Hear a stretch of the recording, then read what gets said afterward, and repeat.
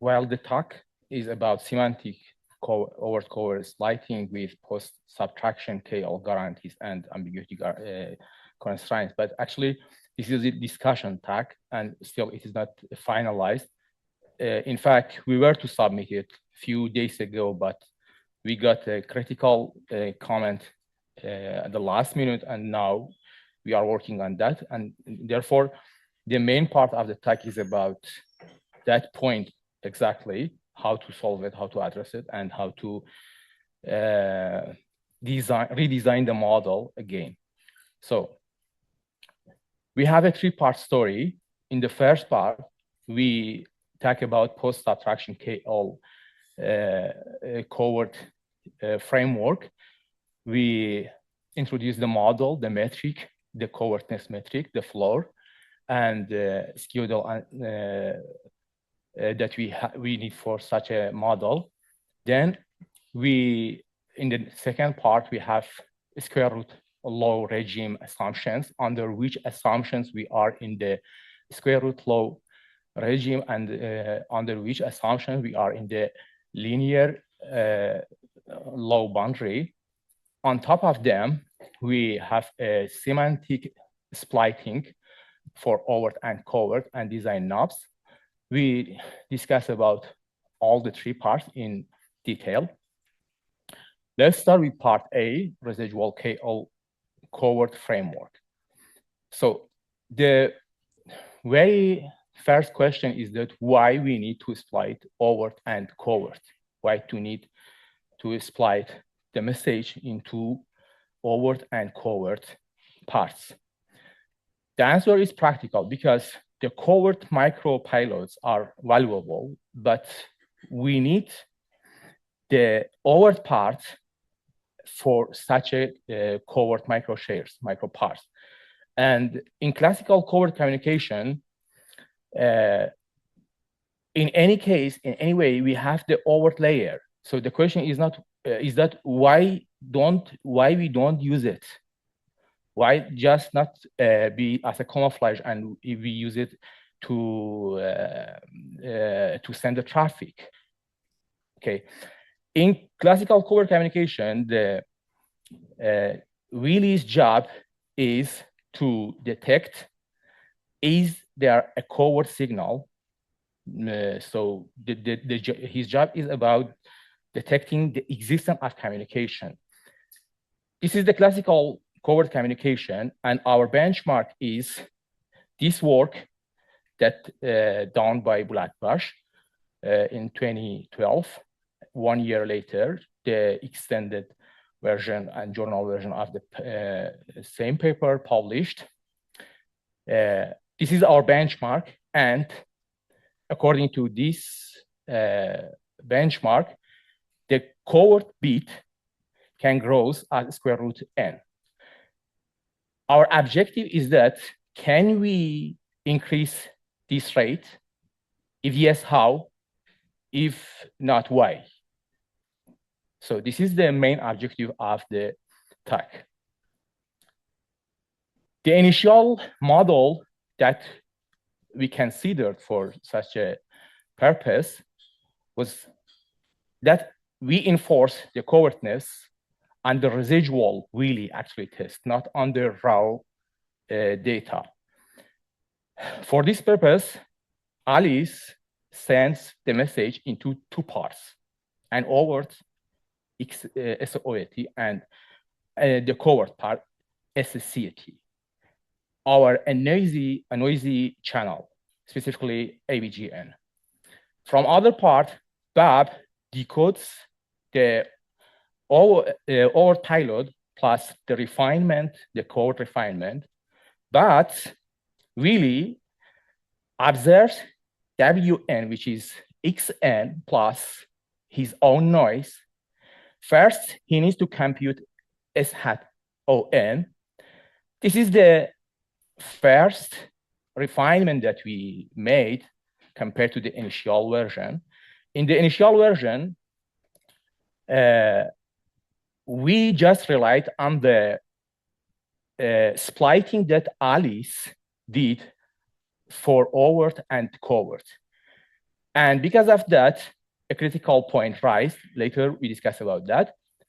To solve that problem now, we have a new metric, a new parameter as S. We introduce it later. And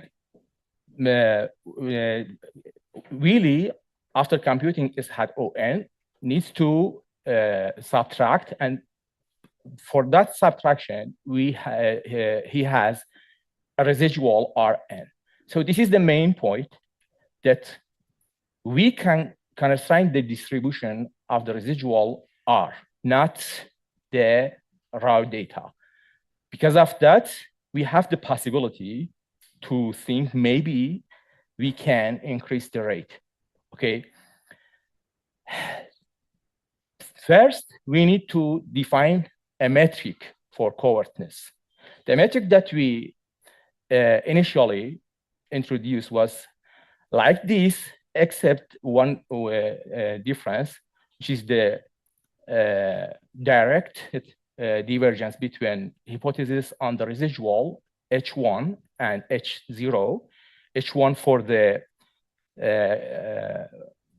case that there is a covert bit, there is a covert part, and H0 for the case that there isn't any covert state. And as you know, as you see, it's based on R and the residual part, not raw data. But now we specifically conditioned on S. Later, we discussed about this, which is the public protocol info. And there is nothing about Alice in this S now. Okay. So the intuition is that we treat Willis detector as a hypothesis test on the residual. H1 and H0 are on the residual, not the raw data. And the small KL, they're hard to distinguish. So this is the metric that we have for covertness. So Willy detects on the residual based on this metric, which is specifically on the residual, and the side information as S.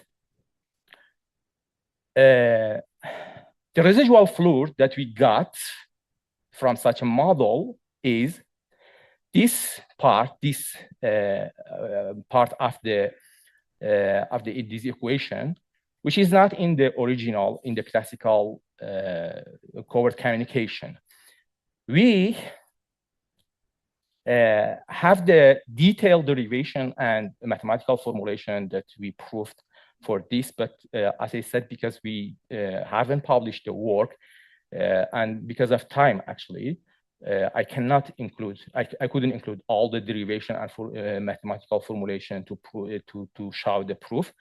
But this is the one of the initial results that we got, that because of such a effective null variance that grows, we have a possibility to claim that maybe there is a growth in the covert rate. As you know, here, this is the original, the initial sigma 2 W that in the classical covert communication we have. But now with this new term, the floor is much bigger. Maybe you ask, okay, what is the root? What is the root, the source of this sigma 2E? There are several possibilities, like hardware distortion, without focusing and relying on the Alice, what Alice does in the splitting, public noise, quantization, several possibilities. We detail all the possibilities in the on-course later we introduce.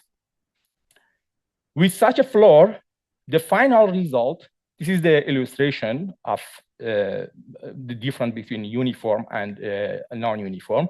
As you know, as you see, when the sigma 2 0 varies over the time, the KL budget is completely different. There is a obvious difference between non-uniform and uniform case. The final result that we got with such a floor is this clear new constant for covert rate, which is the possibility to increase the covert rate that we can send in the covert layer. We have the detailed and clear proof and derivation and mathematical formulation for this. The metric we introduced, the design, we have a very, very clear closed form schedule, and we proved that there is a non-zero post-cancellation residual, which guarantee we are in the SRL regime, square root law. But exactly after this, a critical comment writes that, okay, everything is clear, everything is good, you are right, this is a new constant, but because of the positive entropy, which Alice has for splitting the overt and covert, there is not any reasonable, logical and rational that you need such a narrow band for sending few covert bits when you have a wide band in the overt layer. Why do you need such a narrow band for just sending few bits? And that's correct. While the mathematical formulation and the proof are correct, but the design, the system model we introduced is not clear to clarify in which scenario, in which condition we are in the SRL regime and in which scenario we are in the linear law. So exactly after that, we had to think about the regime boundary and redesign the system model. The result is correct. There is no problem. There is nothing wrong from the mathematical, but the point is only about the system model that we have to consider for such a derivation. And we need a clear boundary that specifically we are in the secure root law regime, not in the linear law or maybe effective secrecy regime. Because of that, we determined the boundary that really should condition only on the side information of himself, not by the residual KO formula alone. So if we want to stay in the square root law innovation regime, which is the scope of our theory, the main point is that we really should use all physically obtainable information. This is the main point. For such a purpose, if we define side information as S, conditioned on S, the residual under H0 has a known or tightly bounded variance per block, which is what we need. It is the new condition that we need to stay under this RL regime. In such a condition, by adding this S to the metric, the coverdness metric, we can claim for all admissible S, we are under SRL regime. Otherwise, if these conditions are failed, for example, most importantly, overt layer contains any entropy unknown to Willy, or Willy uses order 1 residual uncertainty, which he cannot condition, then we are not in square root law, and we are either in the linear law mechanism or in effective secrecy. So this is the boundary that we needed to redesign our system model. Under this boundary, we specified that square root law could be satisfied by our model. The new system model with this condition, these boundaries, would be on-site information of S that really has. In this case, we have an observed samples WN by Willy and S site information, which we explained the condition of S, how it should be, all physically obtainable site information. And then first, he needs the cancellation of his own site information. After the cancellation, he really has to subtract, and by subtraction, still we have a residual. While the type of the residual now it is different from what we initially have, but still the main point is that still we have this residual. Okay. Based on this residual, now the covertness is enforced, conditioned on S, not on what Alice does for splitting overt and covert. So this is the new metric for covertness for any S, any admissible S, and bounded residual with this metric. The bounded residual variance is sigma 2 RS, which is clearly between two minimum and maximum bounds, known order 1 ratio.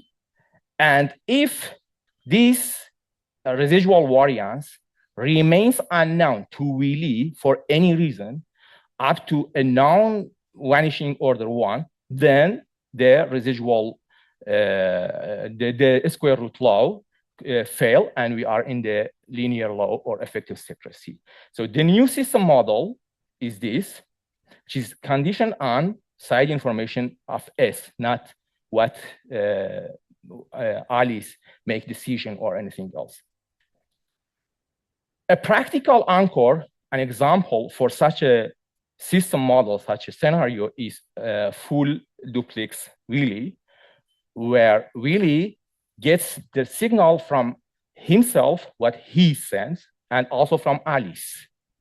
In such scenario, this is a real anchor, practical anchor that satisfies our suggested new system model. In such cases, if Alice transmits the same message into overt and covert part, and Willy's site information S, which is his own signal, JN, and pilot and calibration, his job is first to cancel his own signal. So before subtraction, he has to cancel his self signal. And after that, he should subtract. And again here, as you see, we have a new term for residual. This is exactly what we needed to obtain the same parameter that initially we introduced for proving the increasement of the covert rate. Okay. In this anchor, what Willy knows is his own signal, JN, the pilot and calibration, and the cancellation parameters. This is all of them are his own parameters and metrics. The key requirements for square root of is that this sigma to SR should be tightly bounded between two values, and with this condition, the covertness metric can satisfy our claim. Otherwise, the failure mode is that if cancellation leaves untracked order 1 or residual variance. So there is another anchor, I skipped this one, and the system model restriction for such a practical example, we have to satisfy 4 specific restrictions. First of all, the overt waveform should be public for everyone. And Willy uses all physically obtainable information, and there is no unknown order one noise sense. And most importantly, Alice cannot use the overt layer as a hidden resource unknown to Willy. With these four conditions, we can climb those anchors and also some others that I have not included them here, could be satisfied such a climb for increasement the covert rate. But all of them are in theory. And the open question is that in realistic fading wireless channels, could we climb? We could design such a model. Now I'm working on that. I don't know. This is an open question for now. So I don't have much time, unfortunately. The interesting part is this part, semantic split design now. Okay. The idea originally, few months ago here, with the help of Professor Jorswick, I designed the model. But at that time, I discussed about semantic concepts, actually. But because of some problems, we decided to remove the semantic in the initial version. A nice example for the need of splitting the message into overt and covert is semantic. I should summary this part. We have a clear formulation for semantic splitting because when we have the ambiguity and the concept of meaning and semantic, we can split the message into two parts while they are statically different, but semantically they are completely. They complete each other. So there is a very nice example, but I have no time just to give you the main idea. For solving a problem by semantic splitting, that we design a model to split the message into overt and covert semantically, we have to balance three objectives. The utility, which is the bad performance, reliably can decode the message that is splitting. The ambiguity gamma, the more this is about the ambiguity that we have to consider for the overt layer. The larger gamma, the more semantic privacy. And the covertness delta, the smaller delta, the straighter covertness that we have.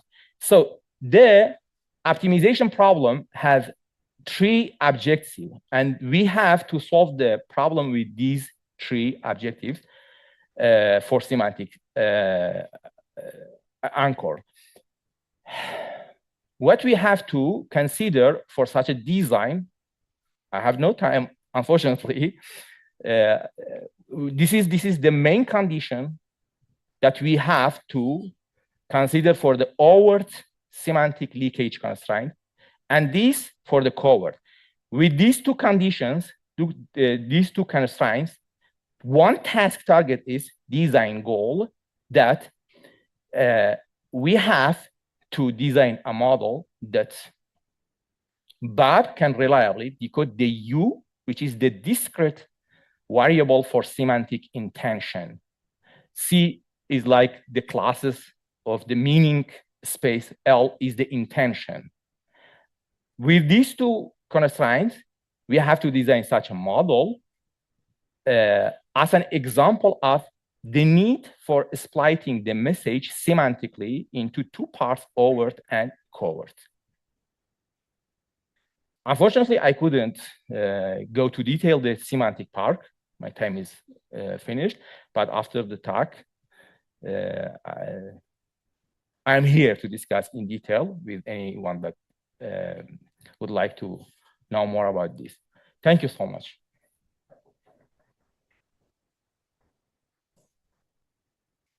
Thank you so much for your nice talk, Dr. Ahmadi.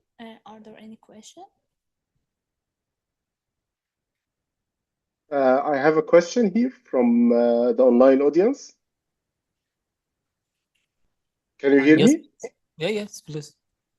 Yeah, so basically we are working like in things somehow related to such questions with Christian Deppa and Professor Bocha and Johannes Rosenberger. So some others who are right now at the workshop, but unfortunately I was not able to attend in person. So I have like many actually questions and many things that I'm not sure whether I totally understand or not. But like there are many things that I'm interested in the talk.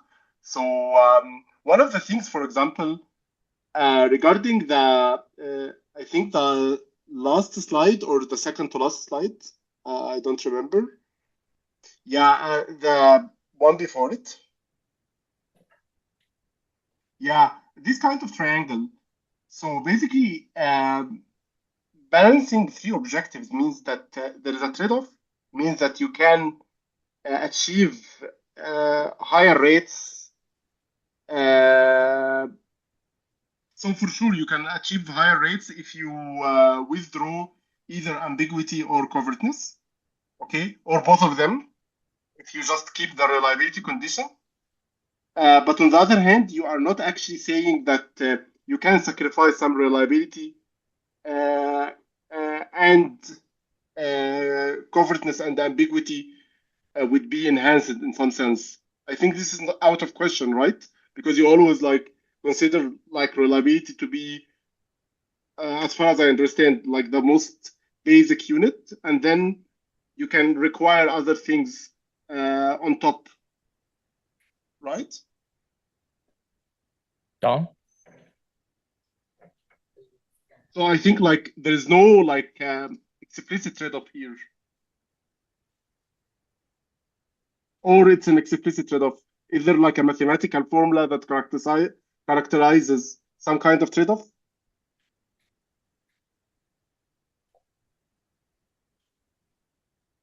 Can you hear me? Wait a moment, please. I want to show you the exact slide that answer your question. Okay, thank you so much. Actually, Christian Dippe and Professor George Wig and also Bulat Bash, I work with them on this topic, and the paper is writing with the help of them, all of them that you mentioned. And for your question, yes, I have considered the slide exactly for the ambiguity constraint here, but I couldn't explain about it. There are three privacy guarantees: entropy, mutual information, and adversary error, but I couldn't explain about them. But yes, as you said, if for any reason there is a positive entropy that could be considered as a source of hidden information from Ali's part, it is out of scope. It is not in the square root law regime. Either it is in the linear law or in the effective secrecy. This is the main critical point that we got. And because of that, we redesigned our model. If there is such a source of hidden information because of the order one uncertainty or positive entropy or any other reason, it is out of our scope here. Okay, but regarding like mentioning the covert communication, the effective secrecy regime, as you call it, but actually effective secrecy. But here we don't discuss about effective secrecy. It is something else. Yeah, I understand, but because I'm not totally sure whether you say like three things: reliability, covertness, and what's the third thing? Sorry, the attack has two parts. The initial part is about the covertness. It is not about reliability. But this semantic part is something on top of that idea. It is not included in the initial paper actually, and I couldn't explain in more detail. It is something. Please ignore the semantic part. Okay, so it's actually you do not consider secrecy on top. You no. Just covertness. covertness Yes. with reliability and an additional layer of semantic. Now, this semantic is different. The semantic is not related to the initial part. I don't have time to explain the derivation and the formulation for the semantic part. Okay, I'm very interested to be in touch with you like afterwards. And probably we can, not today, but I mean, probably next week or something. Yeah, I'm here. It's my pleasure to discuss more in detail. Yeah, so I will ask probably Christian Deppa to. Yeah, I keep my question short. So is there a, because I also have many questions, is there a preprint of this available somewhere or so? As I said, because I would like to have a close look at the model to understand it really. And yeah. It's not published. It's not. Okay. Yeah. Okay, so we'll try to keep in touch. Thanks a lot.